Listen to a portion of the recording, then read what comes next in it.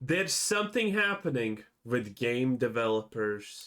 I've got brilliant stories for you today. 3 of them to be precise, and it's all examples of developers on games listening to their communities and trying to give people what they actually want. As an example, the 3rd most wishlisted game on Steam right now is being delayed. And not because it's broken, not because it's getting bad feedback. I am so excited for Frostpunk. It's going to be so good. The first Frostpunk, it's just a small city builder with some micromanagement things that you need to do, kinda. It was cool, but not really my thing.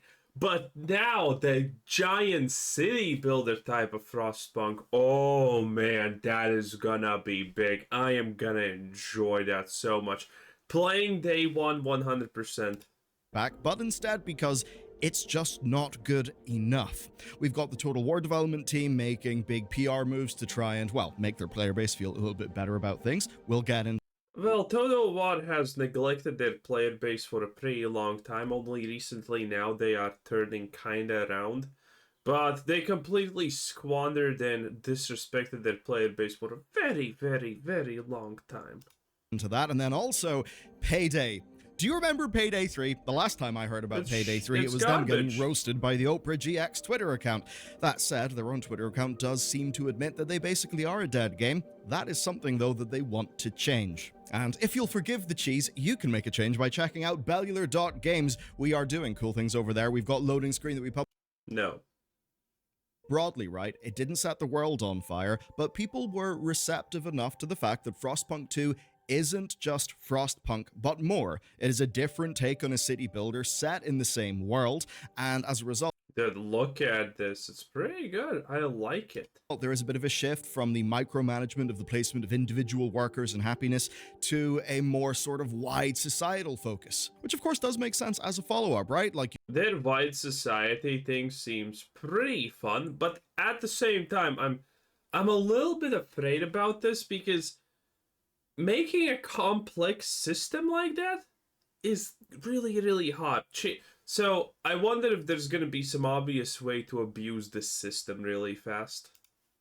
you go from survival into then how do we form our society. Indeed, if you take a TV show I love like Battlestar Galactica, yes, lots of that was shooting Cylons and things, but it was also how does society Almost nothing about Battlestar Galactica was about shooting Cylons, rebuild. honestly. For the story though, what they're basically saying is, Well, the second half was, but you know, Battlestar Galactica is a drama first and foremost. that 8 out A of mystery drama, I should say. 10 is not good enough, that they've went through feedback and they're acting on it. Not to change what the game is or to deal with it not running well, not that sort of thing, no. To specifically adapt to player feedback and to make sure that the launch build meets people's expectations.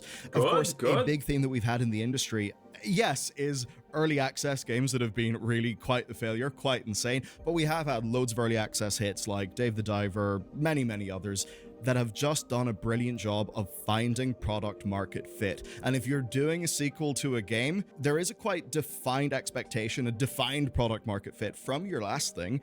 So if your new thing is going to be different in a few ways, you really do have to make sure that it still is going to work for your initial audience, because obviously you want to carry forward your win into the next game by still appealing to that audience. So here's what they say. I kind of understand what he's saying, but at the same time, I don't actually agree. This is one of the dumbest points that I constantly hear about gaming, about pretty much anything, honestly. And that is, if you have done one thing, and that thing succeeded, or, you know, minorly even succeeded, that you should never deviate from it, you should never try anything else, and effectively, this all boils down to, if you succeeded once, well, congratulations, now you're supposed to be FIFA Madden, or pick whichever one sports game you want that gets re-released every single year and it gets just worse and nothing new gets added. I hate that argument for gaming. The fact that Frostpunk 1 succeeded is great. But it doesn't mean that the next iteration of the game needs to be the exact same thing. said. We believe these additional features are something you deserve to see in-game on day one, not a patch added after release. The list is too long to go through all at once, but the highlights include new additions to game mechanics, extensive UI and UX enhancement, and by popular demand, a new city feature we like called Zoom Stories. Which, if it is what I think it is, I'm very much down for that. That being said, I hear Zoom Stories. Oh, Zoom Stories. It's gonna be that thing where something appears on the map or on your screen in general, and you can zoom in and see what's cooking there, and it tells the story of what's happening currently in the city. Probably that could be cool. And I immediately think of software as a service and zooming people, which isn't what I want to think about. So what does that actually mean? Well, in terms of mechanical changes, the stuff they're doing is all about making the game feel more dynamic and detailed, right? So just more stuff for your player interactions, whether that be like the core temperature mechanic, granularity, workforce stuff, resource management. On the side of UI, it's basically about clarity and not completely confusing new players. And then to bridge that gap from the original Frostpunk to Frostpunk 2, in terms of granularity and detail, this zoom thing is basically you being able to zoom in on an individual map area to, I suppose, get a more Frostpunk 1 tone or feel. It'll be interesting to see how they implement that. So basically, that's fine, I guess. That's all fantastic news. Frostpunk is awesome. I absolutely have a bias towards games set in cold places, given the one that we did. So this is great. Usually pre-order betas are just a way to make some money, right? They're not really listened to as much. Okay, boys, place your bets. How many years into the future Bellier is gonna constantly bring up his game? Because it's already been months, and he's still constantly bringing up his game. Every time he gets, cold places just like my game. Oh, people just like my game. It's kind of getting slightly annoying. Much as they should be, and often those pre-order betas are so goddamn close to launch that not really that much can be done. So this is exactly what we need to see. They've taken the hit of delaying the game, basically I think because they know they need to get this right. This to me seems like a publisher and developer who are thinking about long-term value, who actually think that the relationship with their players is somewhat sacred and that they can't cock it up. And this is how you keep the brand value of Frostpunk alive and well. You make sure that well, that's how you don't turn into Diablo 3 and Diablo 4, honestly. Whenever there's a numbered Frostpunk, that it's damn good. If you do that, then in 10 years, people will still be thinking about Frostpunk because you treated them right. And perhaps it is the case more and more as our industry looks to notable examples of failure, a lot of the stuff going on with, say, Paradox Interactive, maybe some lessons are being learnt. That, yes, we can talk about the quarter, we can talk about the half of a year, but what actually matters, oddly enough, is the long term, because it takes years and years and years to make a video game. If it takes that long and it takes all that money, why screw it over for the sake of 3 or 6 months? GG, this is exactly what I want to see. With that said, Warhammer 3 then, so the TLDR here is they did a DLC, it basically completely cocked up in pricing, they changed a whole bunch of things, then delayed a DLC. That DLC, Thrones of Decay, was then sold to people either as a complete bundle or in 3 separate parts, but in a way where, to me, it did not feel price gouging. As an example, I wanted to play one of the legends. The reason why this didn't feel like price gouging is because the DLC itself was good. I call everything Warhammer does price gouging and, you know, being, in general, pretty horrible humans. Gaining one faction for like $10 is a little bit too expensive, in my honest opinion. But the thing is, it's Warhammer, so people are not going to care about this too much as long as it's actually good. And since the recent ads to the game were good, people don't really care. Legendary lords, so that is the pack that I got. I got my lord, got the units, and there you go. Happy days. Of course, people want to see follow-through, and there's worry, right? So some of the people who are leaking to Legend basically suggesting there's maybe 3 more DLCs left in this, and then people also leaked to him alleged contents of multiple DLCs. So what they've done here is they've talked about the next DLC, right? What's actually happening, but also what they're saying in between the lines and just what they're saying as asides. I haven't seen Legend of Total War in a while now. I think is fairly relevant because it basically is a dev team saying, please don't worry, we really do want to keep on doing this. And they will be saying that because hyenas got chopped, Creative Assembly had a whole bunch of job cuts because of the decisions of their parent company Sega, and there's been lots of chaos. So Okay. let's talk about the next 3 faction DLC. So we got Legendary Lords for Khorne with Skull Taker, for the Ogre Kingdoms with I guess it makes sense that they at least have DLC for Khorne, right? It just makes sense. Golgfag Maneater, and for Orcs and Goblins with Gorbad Ironclaw, all looking fairly reasonable. But what struck me the most is just how much they were saying, really, we actually want to do this. We actually want to do our job here. Which is, I think, directly speaking to community sentiment, but also breaches of community trust, because Creative Assembly... I think I saw a meme about this wizard today exactly. I can't remember what it was, but it was kind of funny. Have been pretty rough with player feedback in the past. Some of their community management responses to things really bit them in the ass. So this is a dev team that has been battered up a little bit. They are coming off a bit of a high point with Thrones of Decay, but they still do seem to be very aware that they need to continue delivering the goods. So they repeated several times that there will be a Slaanesh-themed DLC. A lot of people have been a little bit worried that maybe the more, shall we say, adult focus of Slaanesh would be skipped over to avoid controversy. Of course, from... Yeah, Slaanesh and Warhammer is in general like a huge issue. Because Slaanesh is supposed to be like excess in all shapes and forms, but usually it's just, sexual, and that's honestly kind of boring because there's only so many piercings you can place in so many spots, right? It gets really dull really fast. But that's what Slaanesh is mostly known for, and obviously, they're not gonna add any of that, okay? There's not gonna be any of that visible. So that's going to kind of be boring. And the thing about Slaanesh is, when we're talking about excess in all the ways possible, man, Slaanesh becomes kind of wild and overpowered technically. Because we are humans. We literally thrive constantly in excess. In any case. From the company who sells us an additional Blood DLC. What's going on with that? Anyway, they also explained that they want to work on rebuilding existing factions with chunkier DLCs. They name-dropped Norska, Vampire Counts, and Lizardman. Beyond that, they also said they'll be responding to smaller elements of feedback for factions and balance, just in the form of updates. That's actually kind of notable because they really did for a while just keep things in their big, main numbered updates. They essentially said that, this DLC is not going to be out anytime soon. It will take a little bit of time, but that they do want to keep on issuing updates so that basically, the game's not just sort of left to wither in the vine. Now, the next thing, I think, is a degree of admitting reality here, because they talked about Realms of Chaos, that campaign that, I don't know, some people have played, but everybody knows that the real thing is Immortal Empires, and basically, they've made the hard choice here. The new lords in this pack will not have a Realms of Chaos campaign, because basically, that's not what people want. And I completely agree. Now, I know how you could look at this and think, Michael, how is that a hard choice? What the hell, you goddamn sellout. They are literally doing DLC, but they're not supporting them in the campaign for Warhammer 3. That's insane. And I absolutely get why you may say that. I totally do. I would actually contend that the Realms of Chaos campaign, I mean, I don't want to say it's of negative value. I get that it tries some things, and maybe in another timeline it could have worked out better.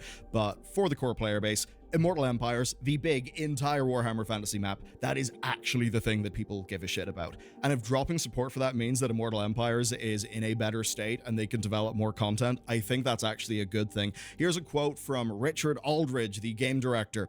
"The big news is that you've shown us where the importance of the game is, and that's Immortal Empires. Immortal Empires is the quintessential Warhammer experience."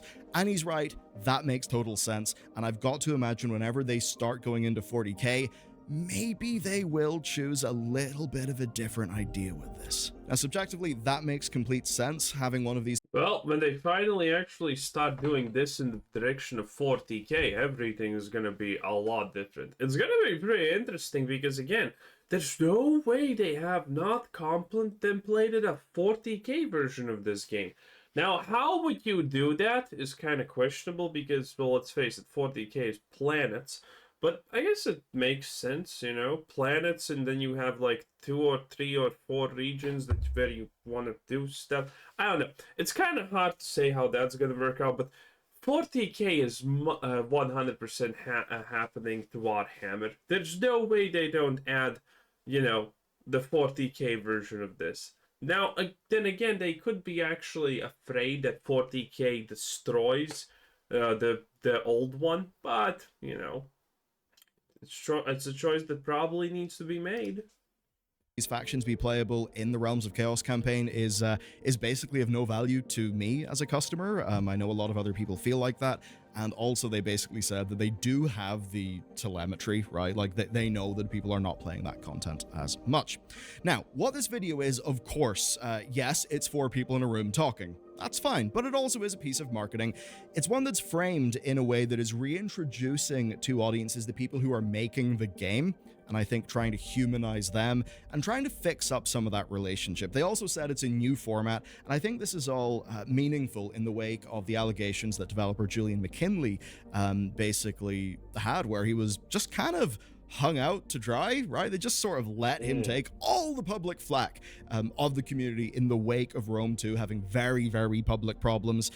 Ah, man, I mean, look, it's probably the case that if you went up to Julian and you just said the words, the siege of Well, Rome 2 was a disaster, okay? Carthage, he'd probably go, ugh, because it was a rough situation. I really do want to get into that more in the future. For now, this is CA trying to show a different side of themselves, trying to basically work off Thrones of Decay being good and sell a story of decently long-term confidence in Warhammer 3. People are worried that there'll be 2 or 3 more DLCs, and then that will be that. The way that they talked about it would absolutely make you think that they want to run this game basically like it is a just full-on forever game. And to be completely honest with you, I think that would actually be kind of good. I mean, why not just have Warhammer Total War, one game, immortal empires, and lots of support going forward? Because look, the strength here is not really in the numbered games. As an example, the most recent DLC that I purchased is stuff for the Empire faction that I played when I bought Warhammer 1 when it came out. Clearly, Warhammer Total War is just a big platform. And I think that means that if they can revamp some of their store offerings and frame that in the right way to... Is this even actually a hot take that this is a popular franchise? Because keep in mind, maybe, well, there is a single standout in the Total War games, that's true. But Total War games, there's so many of them, and they're all made by, well, you know, the same people. And they all have a shared audience to a certain degree. So you can't look at just one Total War game and say, oh, that's all the player base. No. Chances are, they all overlap at some point. And they, well, not chances are, but they definitely do overlap for the most part. Now, there are some people who are literally strictly history and they don't like fantasy and whatnot. That's understandable. But these people are not the super majority, or any kind of majority, obviously. So, again, I don't know. I don't know how I feel about this. To people that there could be a long tail in this. Anyway, the next story is Payday 3, and to get you up to speed on that basically, right? Disaster. Payday 2 had loads of DLCs, loads of development. It really ended up being a fantastic experience. People loved it and it had a big, healthy player base. Payday 3 came out and it had a bit of a problem. Didn't have any of that DLC. I mean, of course it didn't. It's a new game, but it's just that. Bro, Payday 2 has so much stuff in it. And Payday 3 launched with none of the stuff in it. So, Payday players are obviously thinking currently and doing exactly what you would expect. They're playing the older game because the older game has 50 times more stuff in it. Payday 3 just doesn't. It's worse on all accounts. So why would people switch to Payday 3? Payday 3 is a joke. That problem of what happens when there is a game, loads of people enjoy it, and there's a new version, but the new version cannot compete in terms of content and features with the prior version because they're... Wait a minute. Wasn't this supposed to be like a positive video that 3 developers are doing something good? How is Payday 3 gonna actually do anything here? Prior version has years and years and years of DLC development. That happened, and one of the things that really pissed people off the most was the online connection. You had to always be online, and you actually couldn't even play the game solo. That's obviously unpopular, so it's not much of a surprise that whenever they did essentially a feature request board, imagine a subreddit, but it's people upvoting and downvoting game features. Basically, it existed, and it was done by the developers to give them a better insight into what their community actually prioritized, right? They did that, and the offline play ended up being the number one thing. And that all brings me to today. So what's happened is Chapter 2 Boys in Blue is a DLC. It dropped June 20... Yeah, it makes sense that people want an offline mode for a game like this. There are games where you can't have an offline mode, you know, your classical Dotas, League of Legends, Valorant, CSs, and whatnot. But you know, those games specific. Well, you can actually play CS with you know, with bots. We played CS with bots 1.6 as kids. Still pretty fun. 27th, and it's basically given people a look at what Starbreeze are planning alongside a free character, some gear, that kind of thing, and basically a rework to their DLC pricing model. And they've also confirmed that they're adding the solo mode, but it's not actually offline. And they go to explain this. So this is a really useful thing because a lot of the time, right? You buy a game, there's no offline play, and you're just angry. It seems stupid. The idea that you've bought a disc, and that disc will if it's physical, it'll load something up, but then you can't do anything with it. Like, that just feels ghoulish and weird, and not like the experience of buying a video game that we had in the past, which was, who cares if it has a multiplayer mode? You can put the disc in and... I completely face no issues of this in my entire life, okay? I don't really care too much that it's all digital. Again, these games can prevent you from playing if you have even a hard CD of the game that's the original. They still have a kill switch if you even connect to the internet. It doesn't matter. This doesn't reduce my enjoyment of games in general. So I understand why people are upset with, you know, everything being digital, because it does suck, obviously, but at the same time, it's not actually a lot of people who are truly upset. probably play something. So, what they basically said is that so much of the progression, unlocks, and stuff like that is all totally server-side. Loads of stuff is server-side. So to do an offline play, they would basically have to cut that cord. And the problem is, if you cut that cord without doing a lot of the architecture work to make that, function, then you'll get loads of bugs. You'll get loads of problems. So what they've basically done here is a beta test, right? A beta test in order to make sure that the game can actually run without issues on solo mode on local hardware. That actually means it may as well be offline play for the majority of your play session. The thing that it does, though, is it keeps an online connection for at least the first few moments of play. And here's how they described it, right? And it's interesting, because this gives us an insight into the software. What's the point of that? The point of offline play is the fact that you don't even need to be connected to the internet. If you're gonna do an offline mode that still needs to be connected to the internet in the first couple of minutes of gameplay, what the hell does that even do?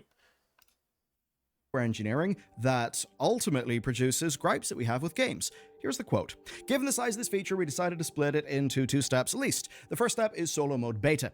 What it does is skip the matchmaking step, meaning you'll still have to log in and have access to the internet, but only for the initial identification and startup. What we're actually testing is how the game runs on your computer instead of our servers. Now, you might be thinking, hang on a second, when I play a video game, it runs on my computer. It's not like GeForce Cloud or whatever the NVIDIA thing is, where it's a cloud gaming service. Well, in a lot of these games, your client, there's a lot of work being done in your client, like the graphics and stuff, but actually quite a lot of game logic is happening server-side. If you want to do an offline mode, then there are things that you will have to have the local client be able to do without a server. So step 1 is to test that. Step 2 will basically be to, I suppose, pull the plug, right? They'll do whatever they need to do to make it work offline. And then finally, you can play Payday 3 offline. That's going to be that. Now, to be honest with you, I think it's a really interesting thing. I do not personally believe that this will be itself helpful to Payday 3 in a grand, game-changing, trajectory-changing way.